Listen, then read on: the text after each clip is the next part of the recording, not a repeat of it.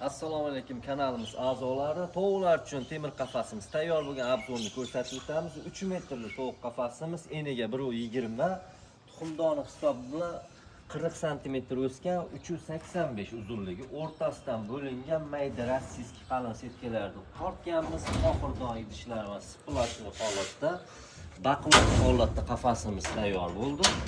Eshiklari profildan, ichiga odam kirsa bemalol ko'taradi. Mana o'noqlari yetarli darajada. Ichlari esa silliq MDF tekstillardan tortganmiz, tepaga steklovatlarni qo'yganmiz. Qafasimiz 30 nafar tovuq uchun mo'ljallangan, ko'proq ham sig'adi. Xudo xolisa qafasimiz bag'riki.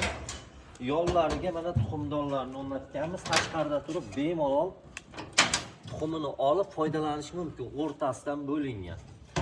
Ikkala tomoniga ham o'rnatganmiz. Bu qafasimiz zakazga tayyorlab berdik. Temirlari esa 1.8 ugonlik temirlardan bo'lgan.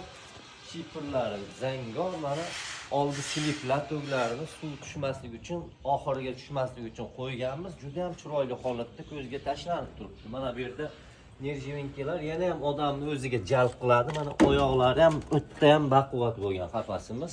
Kimga shunday xizmatlarimiz kerak bo'lsa, nomerlarimizni qoldiramiz. Bemalol murojaat qilib bizga aloqaga chiqishlaring mumkin. Rahmat, hammaga salomat bo'linglar.